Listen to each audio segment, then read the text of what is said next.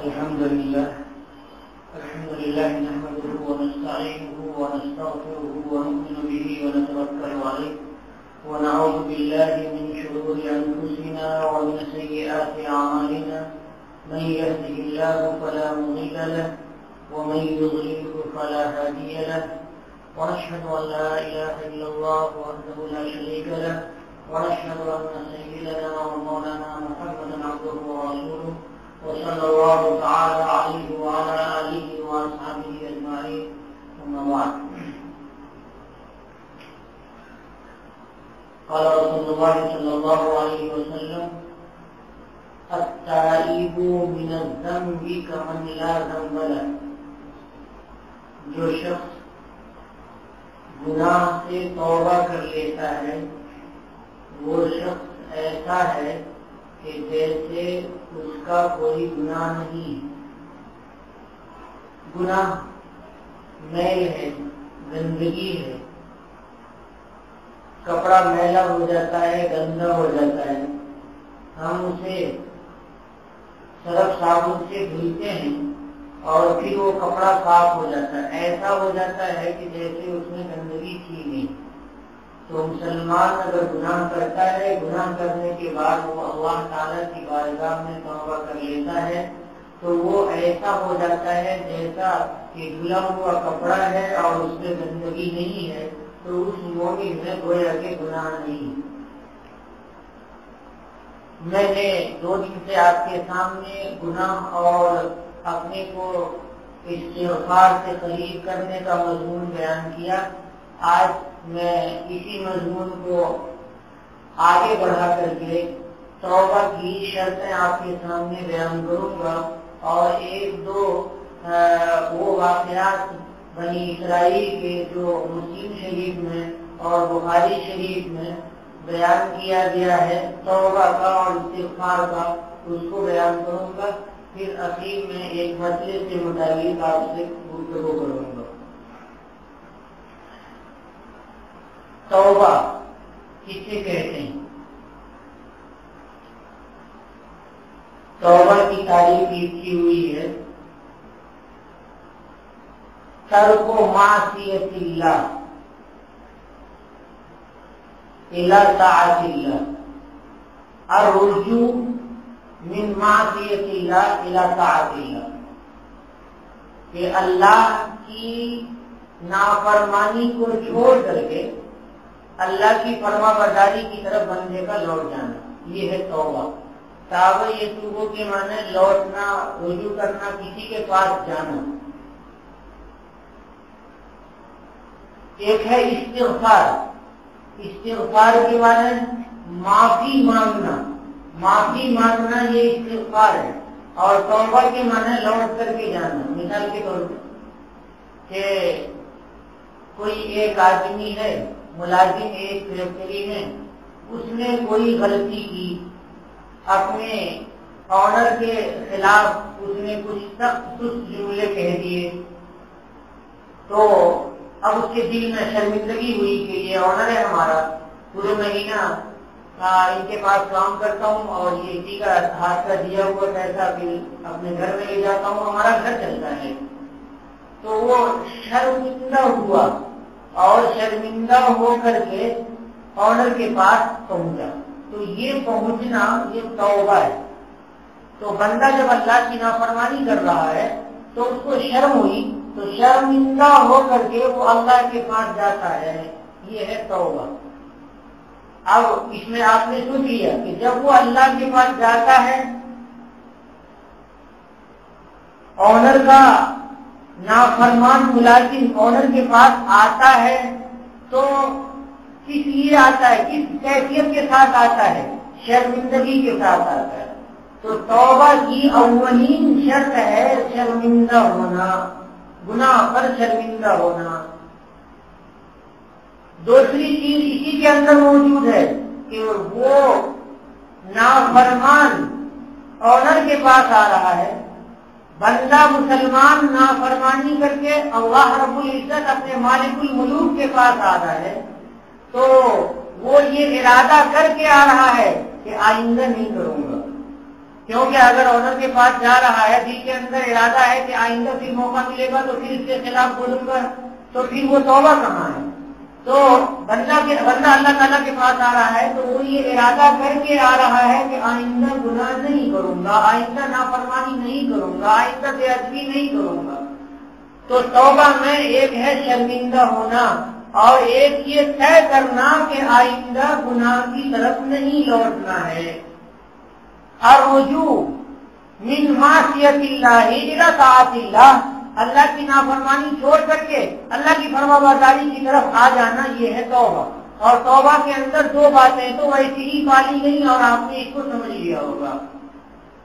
اس کے بعد آگے بڑھیے کہ انسان غلطی کرتا ہے تو کبھی تو اپنے مسلمان بھائی کے شان میں غلطی کرتا ہے، اس کا مال لے لیتا ہے، اس کی عزت پہ اس کی حد سے عزت کر دیتا ہے، بے عزتی کر دیتا ہے، یا وہ اللہ تبارک و تعالیٰ کی نافرمانی کر رہا ہے براہ راست کہ وہ اس نے اللہ کی عبادت چھوڑ رکھی ہے، یا کوئی گناہ جس کو اللہ نے گناہ بتایا ہے اس گناہ کو وہ کر رہا ہے، تو اگر وہ نافرمانی، وہ معصیت، وہ گناہ اللہ تبارک و تعالیٰ کے حق میں ہے، حق اللہ ہے، تو اب بندہ آ رہا ہے اللہ تعالیٰ کے پاس، تو اب وہ حق کون سا حق ہے؟ حق کے مستحب ہے یا حق کے واجب اور فرض ہے؟ اگر مستحب حق ہے اور وہ ضائع ہو گیا تب تو کوئی بڑی بات نہیں ہے، اس کی ادائیگی واجب نہیں ہے۔ لیکن اگر فرض چھوٹا ہوا ہے، مثلا نماز چھوڑ لیا ہے بندے نے اور نماز چھوڑ کر کے اللہ کے پاس جا رہا ہے توبہ کرنے کے لیے، تو چھوٹی ہوئی نماز توبہ سے معاف نہیں ہوگی، کیونکہ فرض کو ادا کرنا ضروری ہے۔ تو اب فرض کی ادائیگی اس نے نہیں کی ہے تو اب قضا کر لے گا تو قضا ادا کے برابر ہو جائے گی، قضا ادا کے برابر ہو جائے گی۔ اب حاصل مسئلہ یہ نکلا کہ اگر فرض چھوٹا ہوا ہے تو فرض کا ادا کرنا ضروری ہے۔ فرض زکوٰۃ بھی ہے، زکوٰۃ نہیں دیا ہے تو زکوٰۃ دینا ضروری ہے۔ اور اگر اللہ کا حق نہیں ہے، بندے کا حق ہے، تو اب بندے کا حق ہے تو بندے کا دو طرح کا حق ہو سکتا ہے۔ ایک حق تو بتایا میں نے کہ اس کی بے عزتی کی ہے تو جا کر کے معافی مانگ لے گا کہ آپ کی شان میں ہم نے بے عزتی کی، میں معافی چاہتا ہوں، تو یہ ہے معافی چاہنا۔ اور اگر اس نے قرض لے رکھا ہے، مال لے رکھا ہے، پیسے دبا رکھے ہیں، چوری کر لیے ہیں، رشوت بھی لے لی ہے اور سود کے پیسے ہیں، کچھ بھی ہے، تو اب جا کر کے اس بندے کو ادا کرنا ضروری ہے۔ جائے اور کہے کہ آپ کا اتنا پیسہ میں نے لے لیا تھا اور وہ شرم غلط لیا تھا، یہ پیسے آپ لیجیے اور اب مجھے معاف کر دیجیے، تو وہ پیسہ ادا کرنا ضروری ہے۔ حاصل یہ نکلا کہ توبہ میں ایک چیز تو ہے ندامت، شرمندگی، یہ شرط اولین ہے، اس کے بغیر توبہ قبول نہیں ہے اللہ کی بارگاہ میں۔ دوسرے یہ طے کرنا کہ آئندہ وہ گناہ نہیں کریں گے تو ہوگی توبہ، یہ دوسری شرط بھی موجود ہونی چاہیے۔ تیسری شرط اگر وہ اللہ تبارک و تعالیٰ کا حق ہے اور فرائض میں سے ہے تو ان کی قضا کرنا ضروری ہے، اور اگر بندے کا حق ہے تو بندے سے جا کر کے معافی چاہنا، اور اس کا کیش ہے تو وہ جا کر کے ادا کرنا، کوئی مال ہے تو اس کو جا کر کے ادا کرنا، یہ ضروری ہے، تب توبہ قبول ہوتی ہے اللہ تبارک و تعالیٰ کی بارگاہ میں۔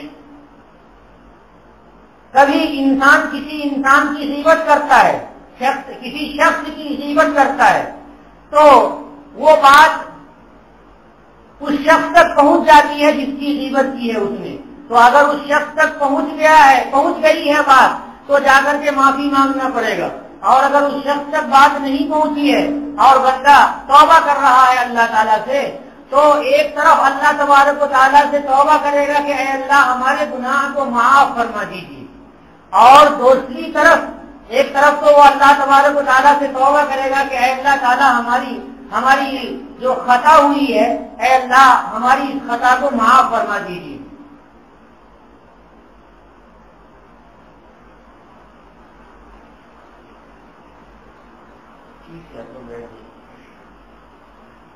وہ لوگوں کے آنے جانے کی وجہ سے مضمون الگ ہو گیا میرے ذہن.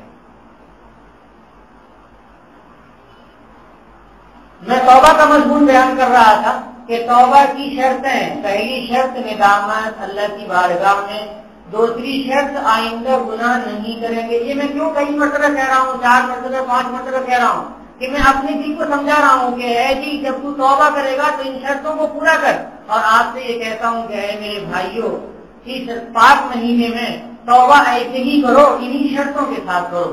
تو دوسری شرط یہ ہے کہ اس گناہ کو دوبارہ نہیں کریں گے، اور اگر اللہ تعالیٰ کا حق ہے تو وہ ادا کرے، اور اگر بندے کا حق ہے اور عزت ہے تو بے عزتی کی ہے تو جا کر کے اس سے معافی مانگے. اگر غیبت کی ہے تو غیبت کی 2 شکل ہوتی ہے، یا تو اس کو غیبت پہنچ گئی ہوگی، اگر پہنچ گئی ہے تو جا کر کے معافی مانگنی پڑے گی، اور اگر غیبت اس تک نہیں پہنچی ہے تو ایک طرف تو اللہ تبارک و تعالیٰ سے معافی چاہے گا، اور دوسری طرف حدیث شریف میں سکھایا گیا ہے کہ جس بندے کی غیبت کی ہے اس بندے کے لیے استغفار کرے گا کہ اے اللہ اس بندے کو معاف فرما دیجیے جس کی میں نے غیبت کی ہے. تو ایک طرف تو اس کی حد میں عزت کی تھی، بے عزتی ہوئی تھی، اس کی غیبت ہو گئی تھی، گویا کہ اس کا حق اس نے مار دیا تھا. اب اس طرف سے وہ استغفار کا تحفہ اس کو پیش کر دے گا تو وہ برابر برابر ہو جائے گا. یہ حدیث شریف میں سکھایا گیا ہے. فرمایا کفارۃ، نبی کریم صلی اللہ علیہ وسلم نے فرمایا کفارۃ من اغتبته ان تستغفر له، کہ جس کی تم نے غیبت کی ہے اس کا کفارہ یہ ہے کہ اس کے لیے تم اللہ تعالیٰ سے استغفار کرو کہ اے اللہ فلاں بھائی کی میں نے غیبت کی، اے اللہ ان کو معاف فرما دیجیے، ان کے گناہوں کو بخش دیجیے. تو یہ کفارہ ہو جائے گا. اللہ تبارک و تعالیٰ نے ارشاد فرمایا توبوا الی اللہ جمیعا ایھا المؤمنون لعلکم تفلحون. اے مسلمانوں، سب لوگ مل کر کے اللہ تبارک و تعالیٰ سے رجوع ہو جاؤ، اللہ کی طرف توبہ کرو تاکہ تم لوگ کامیاب ہو جاؤ. اکٹھے سب کے سب لوگ، سارے مومنین کو اللہ تبارک و تعالیٰ توبہ کی طرف متوجہ فرما رہے ہیں، کیونکہ ہم لوگ نیاز مند ہیں، ضرورت مند ہیں، حاجت مند ہیں، اور اللہ تبارک و تعالیٰ بے نیاز ہیں. اللہ کو کسی کی ضرورت نہیں. اگر پوری زمین کے سارے انسان، ساری مخلوق یہ طے کر لے کہ اللہ کی عبادت نہیں کریں گے اور اللہ کی تسبیح نہیں پڑھیں گے، اللہ کے لیے نماز نہیں پڑھیں گے، زکات نہیں دیں گے، تو نعوذ باللہ اللہ کی شان میں ذرہ برابر کمی نہیں آئے گی. اور اگر ساری مخلوق مل کر کے، سارے فرشتے، سارے انسان، سب کے سب مل کر کے پوری زندگی اللہ تبارک و تعالیٰ کی عبادت میں گزار دیں تو بھی اللہ کے مرتبے میں کوئی اضافہ نہیں ہوگا. اللہ تو اتنے بڑے ہیں. ایک قرآن پاک کی آیت ہے سورہ تحریم کی، توبوا الی اللہ توبۃ نصوحا. اے مسلمانوں، اللہ تبارک و تعالیٰ کی طرف تم لوگ توبہ نصوح کرو. یہ توبہ نصوح کون سی توبہ ہے؟ اب ہمیں تو قرآن پاک کی آیت سمجھ میں نہیں آ رہی ہے تو ہم اپنے بزرگوں سے پوچھیں گے، اور ہمارے سب سے بڑے بزرگان نبی کریم صلی اللہ علیہ وسلم کے بعد صحابہ کرام رضوان اللہ علیہم اجمعین ہیں. تو چلیے حضرت عمر رضی اللہ تعالیٰ عنہ سے پوچھتے ہیں. فرمایا حضرت عمر نے کہ النصوح ان یتوب من الذنب ثم لا یعود الیہ. توبہ یہ ہے، توبہ نصوح یہ ہے کہ انسان گناہ سے پھر جائے اور گناہ کی طرف کبھی بھی نہ لوٹے، گناہ کو چھوڑ دے اور گناہ کی طرف کبھی بھی نہ لوٹے. اس کبھی بھی نہ لوٹے کو حضرت نے کیسا سمجھایا؟ کہتے ہیں کہ جس طرح سے دودھ تھن سے دودھ لیتے ہیں تو یہ دودھ تھن میں واپس کبھی نہیں جا سکتا ہے، کسی مشین سے نہیں جا سکتا ہے، کسی طرح سے دودھ واپس نہیں ہو سکتا ہے تھن میں. تو بندہ گناہ سے اس طرح سے دور ہو جائے، اس طرح سے گناہ کو چھوڑ کر کے اللہ کی طرف آ جائے، کما لا یعود اللبن فی الضرع، جیسا کہ دودھ تھن میں واپس نہیں ہو سکتا ہے. بتائیے کتنا عمدہ مضمون بیان فرمایا. ہم مانتے ہیں حضرات صحابہ کو، تب تو یہ مضمون اتنا عمدہ سمجھ میں آیا. اگر ہم نہیں مانتے تو ہم اپنے من سے کہتے کہ نسوخ یہ لفظ ہے، اس لفظ کا ڈکشنری میں یہ معنی ہے اور اس سے یہ معنی ہوگا. وہ روحانیت نہیں پیدا ہوتی اور مضمون میں یہ عمدگی نہیں پیدا ہوتی جو حضرت عمر رضی اللہ تعالیٰ عنہ نے نبی کریم صلی اللہ علیہ وسلم کی صحبت سے اس مضمون کو سمجھ کر کے بیان فرمایا ہے. صحابہ کرام بہت سی باتوں کو بیان فرماتے ہیں لیکن اور سند نہیں بیان فرماتے ہیں، لیکن وہ حضور اکرم صلی اللہ علیہ وسلم سے سنی ہوئی بات ہوتی ہے، حضور اکرم صلی اللہ علیہ وسلم کی مجلس سے استفادہ کی ہوئی بات ہوتی ہے. ایک حدیث شریف بڑی عمدہ ہے. میں نے بچپن میں یہ حدیث شریف پڑھی تھی، تلاشتے تلاشتے مسلم شریف میں یہ حدیث شریف ملی. ایک آدمی تھا بنی اسرائیل میں، اس آدمی اس نے سفر کیا اور ایک اونٹ پہ اپنا کھانا، اپنا پانی اور اپنے پیسے وہ ساری چیزیں لاد لیا اور سفر کیا، اکیلے سفر کیا. جاتے جاتے جاتے جاتے وہ جنگل میں گیا، جنگل کے راستے میں گیا. وہاں اونٹ کو باندھ کر کے اور وہ لیٹا، مگر اونٹ اس کو نیند آ گئی، اونٹ بھاگ لیا. اب جب اونٹ چلا گیا تو وہ ادھر دوڑا، گھنٹوں تلاشا اور اکیلے پینے کے لیے پانی بھی اسی پر رکھا ہوا ہے، کھانے کا سامان بھی اسی پر رکھا ہوا ہے، پیسے ویسے بھی سب اسی کے اوپر رکھے ہوئے ہیں. اب اونٹ بھی کتنا قیمتی ہے وہ بھی چلا گیا. اب تو موت کا انتظار ہونے لگا کہ اب کھانا پینا کچھ نہیں ملے گا، ادھر تو کوئی گزرنے والا آدمی بھی نہیں ہے جو کھانا وانا دے دے. اب وہ مایوس ہو کر کے ایک جگہ درخت کے نیچے جا کر کے لیٹ گیا، روتے لیٹ گیا. ہوا کیا کہ اس کی جب آنکھ کھلی تو دیکھا کہ اونٹ موجود ہے، سارے ساز و سامان کھانے پینے کے ساتھ. ایک دم سے اٹھا اور اللہ کا شکر ادا کرنے لگا اور کیا کہتا ہے، اے اللہ تیرا شکر ہے، اے اللہ میں تیرا رب ہوں، تو میرا بندہ ہے. اب اس خوشی میں وہ زبان ایسی پھسل گئی، اس کی ایسی پھسل گئی کہ الٹا بول دیا کہ اے اللہ تیرا شکر ہے، میں تیرا رب ہوں، تو میرا بندہ ہے. کہتے ہیں حدیث شریف میں ہے کہ اے مسلمانوں تمہاری توبہ سے خدائے پاک اسی طرح سے خوش ہوتے ہیں جس طرح سے یہ دیہاتی خوش ہو گیا، اور اتنا خوش ہو گیا کہ وہ زبان سے کیا نکال رہا ہے اس کو پتا نہیں ہے. گویا کہ اللہ تبارک و تعالیٰ بندے کی توبہ سے انتہائی درجہ خوش ہوتے ہیں، اس انتہا کو بیان نہیں کیا جا سکتا ہے. اس حدیث شریف کا میں ترجمہ آپ کو سناتا ہوں. للہ اشد فرحا بتوبۃ عبدہ حین یتوب الیہ. البتہ اللہ تبارک و تعالیٰ بہت زیادہ خوش ہوتا ہے اپنے بندے کی توبہ سے جس وقت وہ بندہ اب اللہ کی طرف متوجہ ہوتا ہے. تم میں سے کانا علی راحلتہ بأرض فلات من احدکم کانا علی راحلتہ بأرض فلات. تم میں کا ایک آدمی ایک سواری پر ایک کھلی ہوئی جگہ میں تھا، پیڑ پودوں کی جگہ میں تھا. فانفلتت منہ، یہ سواری اس سے بچھڑ گئی، بھاگ گئی.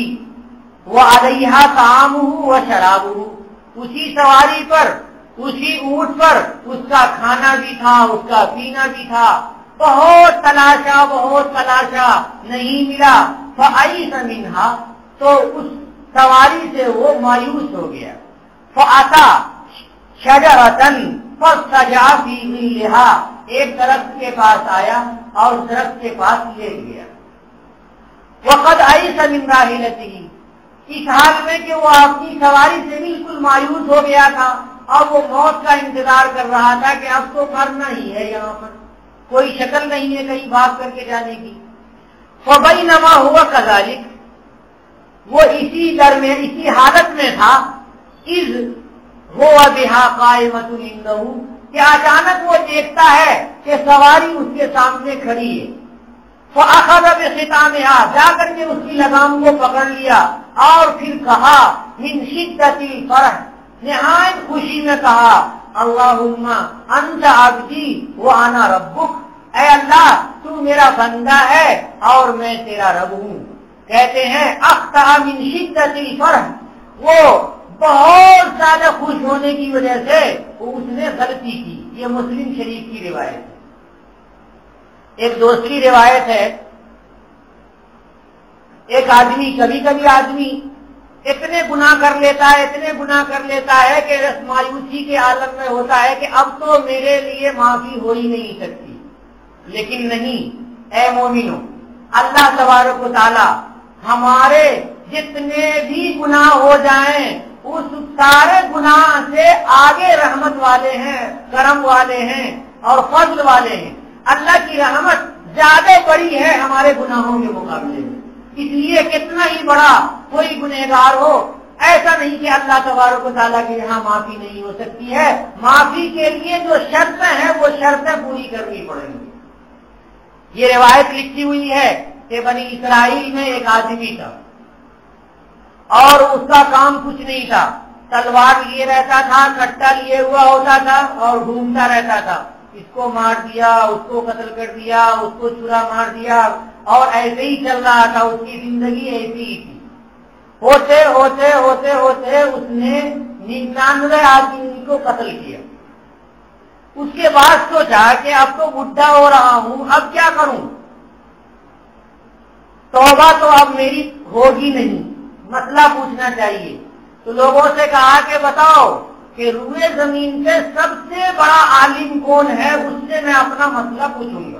مسئلہ پوچھنے کے لیے آدمی سب سے بڑا آدمی تلاشتا ہے کہ جس پر ٹھیک ہے اطمینان ہو کہ وہ بتائے گا تو صحیح بتائے گا. تو ایک آدمی نے کہا کہ وہ فلاں راہب کے پاس چلے جاؤ, عبادت گزار بندے کے پاس چلے جاؤ, وہ تمہیں توبہ بتا دے گا. ان کے پاس گیا. حضرت ایک مسئلہ بتا دیجئے, میں نے 99 آدمی کو قتل کیا ہے, کیا میری توبہ قبول ہوگی اللہ کی بارگاہ میں؟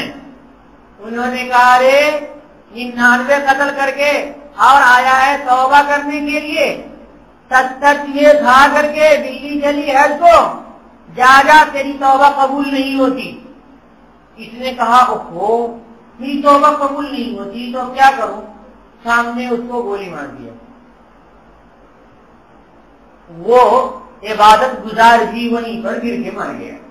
بولا چلو 99 تھا 100 ہو گیا, سینچری لگ گئی. اب وہ پھر آگے بڑھا, سوچنے لگا اب کیا کروں. اس کے اوپر موت کے آثار وغیرہ بھی تھے, اس کو اندازہ تھا کہ اب میں مر جاؤں گا. تو پھر سوچا, پوچھنے لگا ادھر گیا ادھر گیا کہ بھائی روئے زمین میں جو سب سے بڑا عالم ہوگا اس کا پتہ بتا دو. تو ایک آدمی نے پتہ بتا دیا, کہہ رہے تم فلاں جگہ چلے جاؤ, فلاں ایک بہت بڑا عالم ہے, وہ تمہیں صحیح مسئلہ بتا دے گا. انہوں نے سوچا کہ اچھا ٹھیک ہے چلتا ہوں. گیا تو وہ بہت بڑا عالم تھا, بنی اسرائیل میں تورات انجیل کا عالم تھا. وہ پوچھا حضرت میں آپ سے ایک مسئلہ پوچھنے کے لیے آیا ہوں. پوچھا, کہا پوچھو. اس نے کہا کہ 100 آدمی کو میں نے قتل کیا ہے, کیا اللہ تعالیٰ مجھے معاف فرمائیں گے؟ بہت ڈر ہو رہا ہے, بہت زیادہ ڈر ہو رہا ہے, اب لگتا ہے مر جاؤں گا, پتہ نہیں میرے لیے معافی ہے یا نہیں. تو اس عالم نے کہا ہاں تمہارے لیے معافی ہے, اللہ معاف فرمائیں گے. اللہ اور توبہ کے درمیان کوئی چیز حائل نہیں ہوتی ہے, تمہاری معافی ضرور ہو جائے گی, تم معافی مانگو. مگر میں تمہیں مشورہ دیتا ہوں کہ وہ فلاں شہر میں چلے جاؤ, بہت دور ایک شہر ہے, وہاں نیک لوگ رہتے ہیں, وہاں چلے جاؤ اور وہاں نیک لوگوں کے ساتھ رہنا اور وہاں اللہ تعالیٰ سے توبہ کر لینا, اور یہاں مت آنا. تمہارے یہاں سارے پاپی ہیں, سارے جواری ہیں اور نشہ باز ہیں اور قتل و غارت گیری کرنے والے ہیں, ان کی صحبت میں تم برے ہو جاؤ گے. یہاں تو تمہاری حالت ٹھیک نہیں ہوگی، توبہ کے لیے حالت کا ٹھیک ہونا ضروری ہے، اس لیے وہاں جا کے وہیں رہ جانا، وہیں عبادت کرنا، ادھر مت آنا۔ اس کو بات سمجھ میں آ گئی، وہ چلتا چلا گیا، کافی لمبا سفر تھا۔ اتفاق سے راستے میں بالکل بیچ راستے میں پہنچا تو وہیں جا کر کے اس کا انتقال ہونے کا وقت آ گیا۔ فرشتے آئے، ایک رحمت کا فرشتہ آیا، ایک عذاب کا فرشتہ آیا۔ اس فرشتے نے کہا کہ رحمت کے فرشتے نے کہا کہ میں اس کی روح لوں گا، تو اس نے عذاب کے فرشتے نے کہا کیوں؟ تو اس نے کہا کہ توبہ کا ارادہ کر کے یہ آیا تھا۔ عذاب کے فرشتے نے کہا نہیں، میں لے جاؤں گا، اس نے پوری زندگی ایک بھی نیکی نہیں کی ہے، اس لیے میں لے جاؤں گا۔ اب دونوں فرشتوں میں حجت بازی ہو رہی تھی، تو اللہ تبارک و تعالیٰ نے ایک تیسرے فرشتے کو بھیجا انسان کی شکل میں۔ کہا کیا بات ہے، آپ دونوں کیا لڑ رہے ہیں؟ تو کہا ایسی بات ہے۔ تو ان دونوں نے کہا آپ ہی فیصلہ کر دیجئے۔ ادھر اللہ تبارک و تعالیٰ نے زمین کو حکم دیا، ادھر کی زمین کو، اے زمین تو سکڑ جا، وہ زمین ادھر سکڑ گئی۔ اور اس زمین کو اللہ نے حکم دیا کہ تو پھیل جا، یہ زمین پھیل گئی۔ اس آدمی نے فیصلہ کیا کہ ایسا ہے کہ زمین ناپ لو اور جس کی طرف قریب ہو اس کی طرف کا فیصلہ کر لو، اگر وہ نیک بستی کے قریب ہے، نیک لوگوں کی طرف قریب ہے تو رحمت کا فرشتہ ہے وہ لے جائے گا، اور اگر ادھر سے قریب ہے تو یہ لے جائے گا۔ تو دونوں فرشتوں نے مل کر کے زمین ناپی تو جدھر توبہ کی بستی تھی، اچھے لوگوں کا گھر تھا، وہاں سے ایک بالشت قریب تھا یہ، تو رحمت کے فرشتے نے اسے اٹھا لیا۔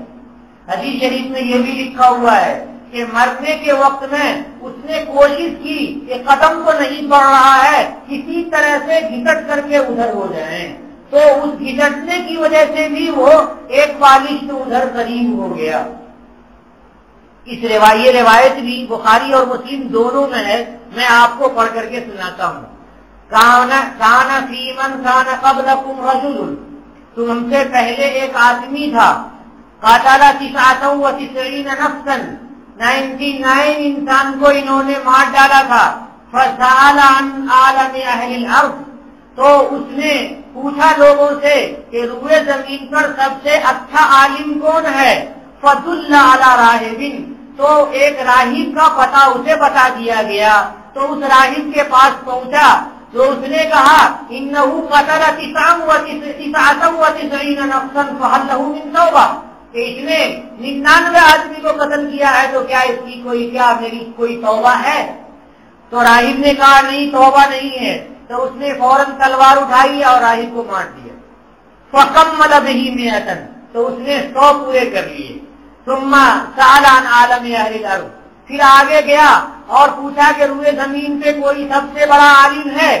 تو اس کو بتایا گیا ایک عالم کے بارے میں، فدل علی رجل عالم، تو اس نے کہا انہو قتل، اس کے پاس جا کر کے بتایا کہ بھائی حضرت میں نے تو 100 آدمی کو قتل کر دیا ہے، تو کیا میری کوئی توبہ ہے؟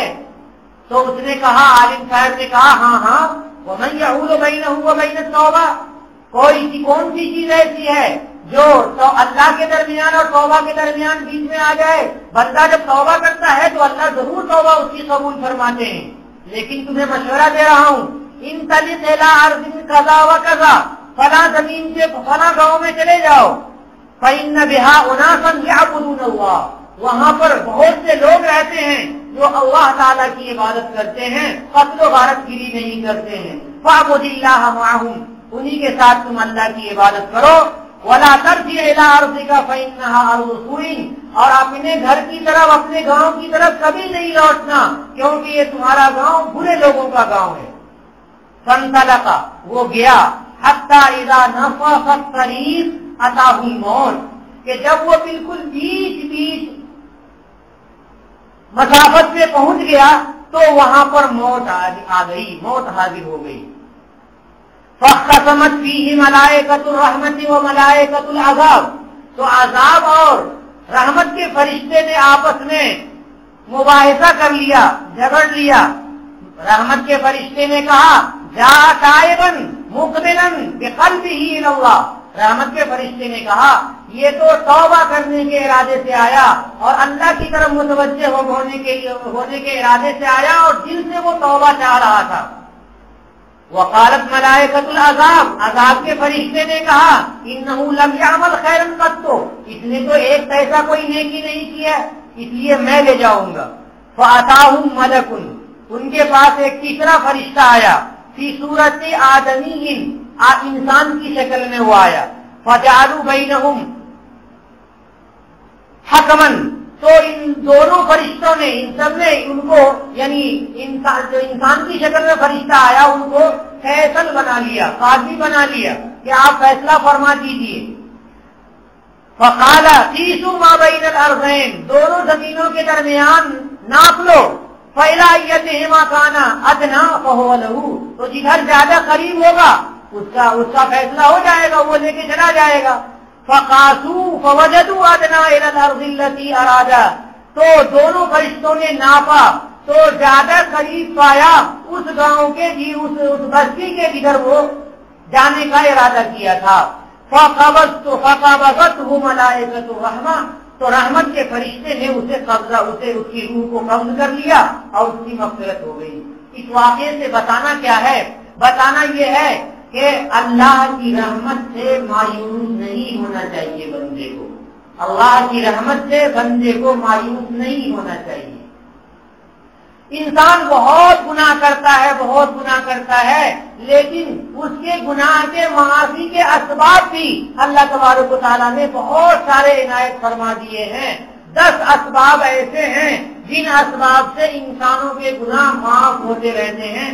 وقت تھوڑا زیادہ ہو گیا اور میں آپ کو یہ چاہتا ہوں کہ وہ 10 گنوا دوں کہ جن کی وجہ سے انسان کے بڑے بڑے گناہ دھیرے دھیرے دھیرے دھیرے دھیرے دھیرے معاف ہوتے رہتے ہیں، یہاں تک کہ بندہ اللہ تعالیٰ کی جنت میں پہنچ جاتا ہے۔ حضرت امام ابن تیمیہ رحمت اللہ علیہ نے اپنی کتاب میں لکھا ہے، کتاب کا نام ہے الایمان الاوسط، اس میں لکھا ہے کہ گناہ کے معافی کے 10 اسباب ہیں۔ یہ 10 طرح سے گناہ اللہ تبارک و تعالیٰ معاف فرماتے ہیں۔ نمبر 1 توبہ، توبہ کی تشریح میں نے آپ کو کی کہ بندہ جب توبہ کرتا ہے تو گناہ معاف ہوتا ہے۔ نمبر 2 استغفار، معافی چاہنا، ایک ہے توبہ یعنی رجوع ہونا، مالک کے پاس پہنچنا، اور ایک ہے معافی چاہنا یعنی زبان سے کہنا کہ مالک ہمیں معاف کر دیجیے، تو یہ ہے استغفار۔ تو ایک ہے توبہ اور ایک ہے استغفار۔ نمبر 3 نیک اعمال جب انسان کرتا ہے تو اس کی وجہ سے بھی اللہ تعالیٰ اس کے گناہوں کو معاف فرما دیتے ہیں۔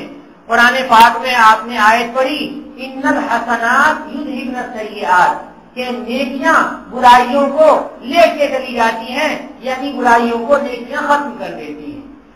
نمبر 4 دعا، ایک مسلمان اپنے گناہوں کے لیے اللہ سے دعا کرتا ہے تو اس کی دعا بھی قبول ہوتی ہے اور گناہ معاف ہوتا ہے، اور اپنے بھائی کے لیے دعا کرتا ہے تو ان کے گناہ بھی اللہ معاف فرما دیتے ہیں۔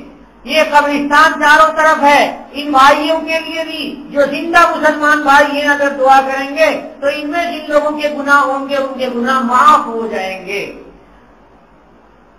قرآن پاک میں آیت ہم پڑھتے ہیں ربنا اغفر لنا ولاخواننا الذین سبقونا بالایمان، اے اللہ ہمیں بھی معاف کر دیجئے اور ہمارے ان بھائیوں کو بھی معاف کر دیجئے جو ہم سے پہلے مومن رہ چکے ہیں، ان کو بھی معاف فرما دیجئے، تو اللہ معاف فرما دیتے ہیں۔ نمبر 5 صدقہ، جب انسان صدقہ کرتا ہے، خیرات کرتا ہے تو اس کے گناہ معاف ہوتے ہیں۔ صدقہ کو آپ سمجھیے، صدق کے معنی سچائی، دل کی سچائی، انسان دل کی سچائی سے اپنے مال اللہ کے راستے میں دیتا ہے کہ اے اللہ صرف آپ کی رضا چاہنے کے لیے میں یہ مال خرچ کر رہا ہوں، تو اللہ تبارک و تعالیٰ صدقے کی وجہ سے بھی بندے کے گناہ کو، صدقہ دینے والے کے گناہ کو معاف فرما دیتے ہیں۔ نمبر 6 مصیبت پر جب انسان صبر کرتا ہے، مصیبت آتی ہے تو مصیبت پر جب انسان صبر کرتا ہے تو اللہ تعالیٰ صبر کرنے والوں کو کے گناہوں کو معاف فرما دیتے ہیں، بہت سارے گناہوں کو معاف فرما دیتے ہیں۔ قرآن پاک کی آیت ہے وَلَنَبْلُوَنَّكُمْ بِشَيْءٍ مِنَ الْخَوْفِ وَالْجُوعِ وَنَقْصٍ مِنَ الْأَمْوَالِ وَالْأَنفُسِ وَالثَّمَرَاتِ، کہ اللہ تعالیٰ آزماتے ہیں انسانوں کو، مسلمانوں کو اللہ تعالیٰ آزماتے ہیں۔ تو کیسے کیسے آزماتے ہیں؟